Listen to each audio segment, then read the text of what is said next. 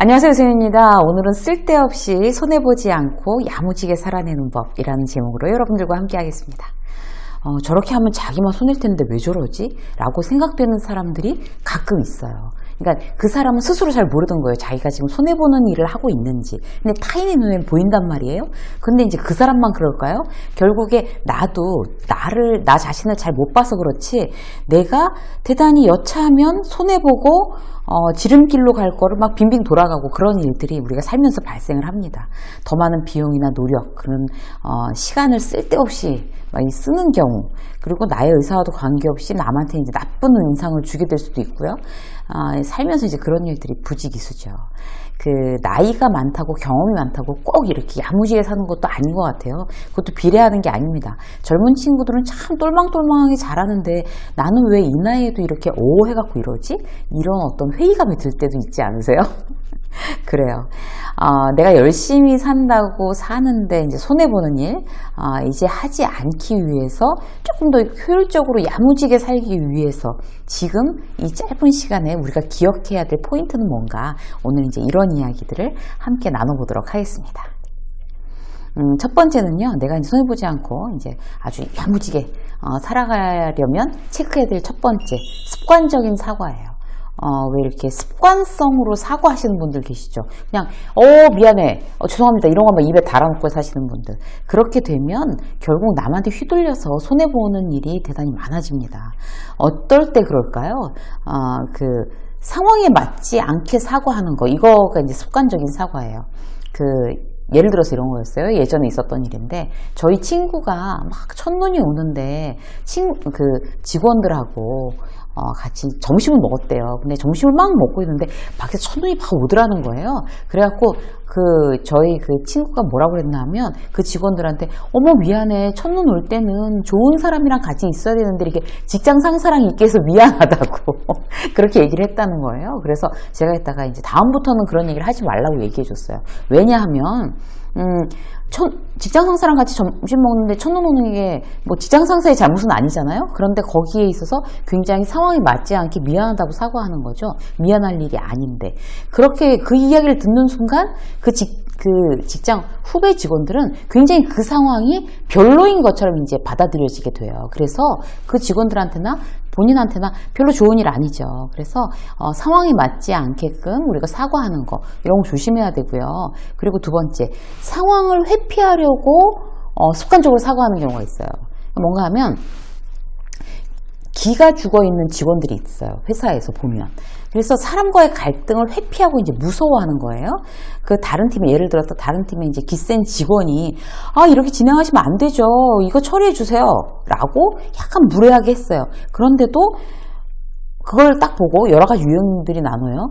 뭐가 도대체 그렇게 진행하면 안 되는 거라는 겁니까? 라고 해서 이제 열 확 받아가지고 이제 탁 맞바닥 치는 그런 직원이 있는가 하면, 처음부터 그런 일에 대해서 이제 자기가 이제 뭔가 그 직원이랑 부딪히기가 싫으니까, 뭐가 잘못됐어요? 미안해요 라고 시작하는 거. 정말 이렇게 감정적으로 확 맞바닥 치는 거 못지않게 잘못된 방법이죠. 그냥 이유도 없이 그냥 상황 자체를 빨리 무마하려고 그냥 미안해를 입에 달고 사는 경우, 대단히 이제 상대에게 우습게 보여서 내가 손해볼 수 있는 어떤 그런 확률들을 높입니다. 결국 뭐예요? 습관적인 저자세는 내가 손해본다는 거죠. 그래서 겸손하면서도 어떤 당당한 태도, 그리고 미안하다는 얘기는 정말 미안할 때만 한다, 이렇게 이제 여러분들이 생각하고 계시면 될 것 같아요. 두 번째는요, 손해보지 않고 이제 아주 야무지게 살아내는 그 원칙들, 우리가 체크해야 되고, 두 번째는 기본기에 충실한 거예요. 이제 기본기가 제대로 갖추어져 있는 사람이라면 남이 만만히 보지 않죠. 그러면 이제 상대가 조심하게 되죠. 그러면 내가 손해볼 일이 줄어든다는 거예요. 기본기라는 게 과연 어떤 걸까요? 대표적인 몇 가지만, 대단히 많긴 하지만 이제 대표적인 몇 가지만 볼까요? 첫 번째는 이제 시간을 지키는 거예요. 이게 굉장히 정말 그야말로 기본적인 기본인데, 이걸 아주 철저하게 지키지 않는 사람들이 의외로 많아요. 누군가와 만나기로 한 이제 시간을 습관적으로 어기는 거죠. 그러니까 뭐 한 5분이나 10분이나 뭐 늦겠다고 미안하다고 얘기하면 뭐 그럼 괜찮지, 뭐 요즘 같은 세상에 차도 밀리고, 이렇게 하는 게 습관이 되어 있는 사람들은 자기가 알게 모르게 대단히 손해보고 살고 있는 겁니다. 그런 사람을 신뢰하지 않기 때문에 그래요. 만약에 이제 함께 비즈니스를 하는 경우라면, 최대한 이제 내가 유리한 조건을 따내기가 어려워요. 내가 시간을 5분, 10분 늦는 거를, 이제 습관처럼 하는 사람이라면. 결국 손해보는 거죠. 내 어떤 그런 작은 태도, 5분 늦는 태도 때문에 아주 최대한 유리한 어떤 조건을 내가 이제 얻지 못하는 그런 당사자가 될 수가 있습니다. 그런데 우리가 이제 기본기를 지키자. 결국 그게 나한테 이익이다라는 걸 이제 명심할 필요가 있는 거예요. 두 번째 기본기는 어떤 건가 하면요. 내가 먼저 인사하는 거예요.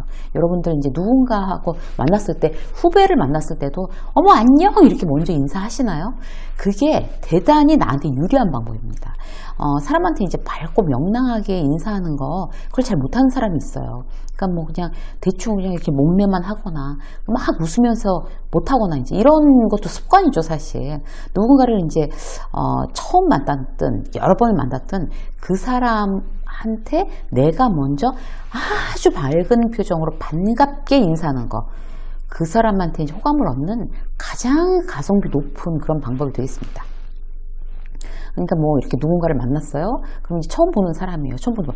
처음 뵙겠습니다. 이렇게 얘기하는 거하고, 안녕하세요. 처음 뵙겠습니다. 반갑습니다. 이렇게 얘기하는 거하고 사람이 느끼는 느낌이 달라지는 거잖아요. 그래서 저 사람은 처음 보는 나한테 호감을 갖게 하게 내가 하겠어 라고 하는 거는 먼저 표정으로 표현하세요. 자, 세 번째, 정확하게 말하는 거예요. 이거는 정말 중요한 얘기인데 말투가 중요하죠. 뭐 그런 것도 같고, 글쎄요, 잘 모르겠지만 뭐뭐한 것 같아요. 어쩌고 이렇게 하거나 말꼬리를 막 흐려요. 계속 뭐 그런 것 같기도 하고, 여기까지 얘기하는 거죠.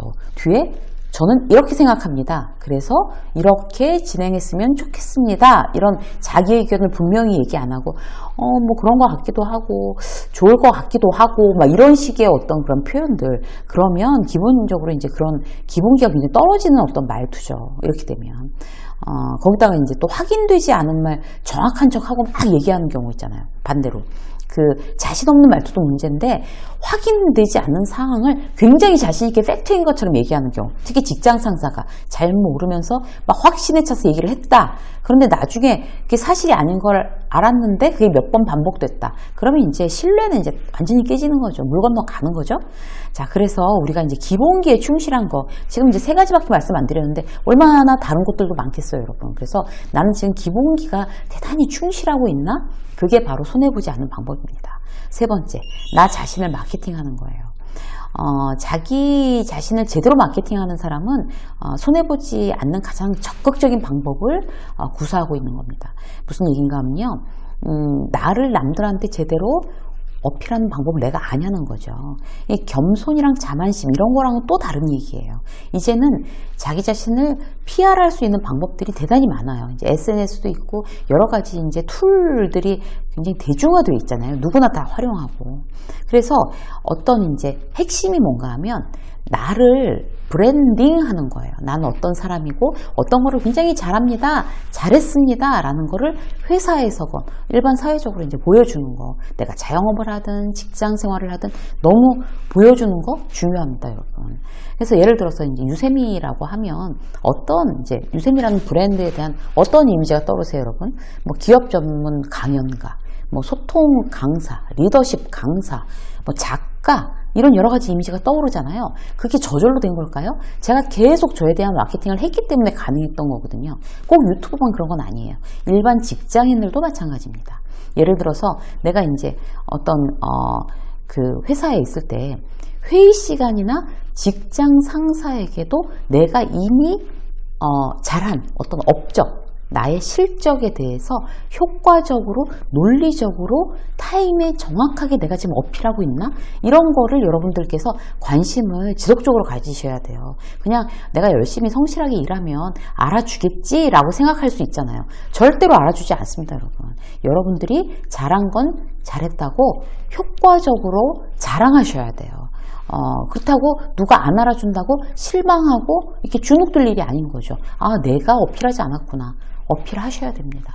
꼭 이제 어떤 업무적인, 직무적인 일이 아니더라도 자기 취미에 대해서도 이제 어필하는 습관을 한번 들여보세요. 그게 결국 나중에 나를 브랜딩하는 데 대단히 도움이 되거든요.